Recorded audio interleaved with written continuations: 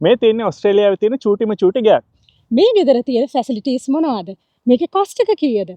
මේකේ අපිට කම්ෆර්ටබ්ලි ඉන්න පුළුවන්ද? මේක ඇවිල්ලා නිකන් කන්ටේනර් එකක හදලා තියෙන පොඩි ගයක්. ඒක වර්ග මීටර 10කටත් වඩා අඩුයි. හැබැයි ඔක්කොම ෆැසිලිටිස් තියෙනවා. ටිකක් ඔෆ් ග්‍රිඩ් ලොකේෂන් එකක තියෙන. ඒ නිසා මොබයිල් ඩාටා එහෙම නැහැ. නමුත් අනික් ෆැසිලිටිස් ඒ කියන්නේ ඉලෙක්ට්‍රිසිටි, වෝටර් ඒවා ඔක්කොම තියෙනවා.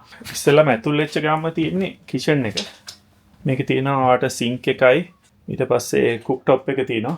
ඊට පස්සේ වගේ කෙටල් එක තියෙනවා. එහා පැත්තෙන් තියෙනවා ග්ලාසස්. මේගොල්ලෝ අපිට ෆෙරෝ රොෂෙත් දීලා දෙකක්.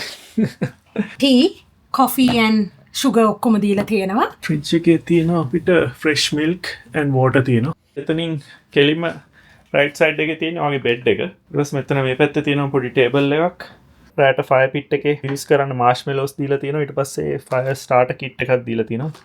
ගිනි මැලේ පත්තු කරගන්න. පත්තරනම් මොන. රෑට ගිනි මැලයක් ගහගෙන එතන තව බාබකියු ඒරියා එකක් තියෙනවා. ඒකේ බාබකියු එකක් එහෙම දාලා සින්දුවක් එහෙම කියලා ෆුල් ෆන් එකක් ගන්න පුළුවන්.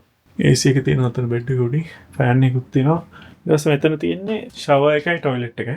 මේක හැබැයි වෙනස් ටොයිලට් එකක්. වතුර යූස් කරන්න බෑ. මේක කියන විදිහට ඔයා යුරිනේට් කළොත් නිකම් වහලා තියන්න විතරයි තියෙන්නේ. ඊට වඩා සොලිඩ් ඩිපොසිට් එකක් නම් මෙන්න මේ හුරක් අරගෙන දාලා 10 පාරක් මේක විදලා ලිඩ් එක ක්ලෝස් කරලා තියන්න කියලා තමයි කියන්නේ. මේක අපිට ගියා around $250 per night. ඔව් ඒ ගානට මං හිතන්නේ fully worth it. මොකද මේක අමුතුම එක්ස්පීරියන්ස් එකක්. අපිත් ගොඩක් එන්ජොයි කළා.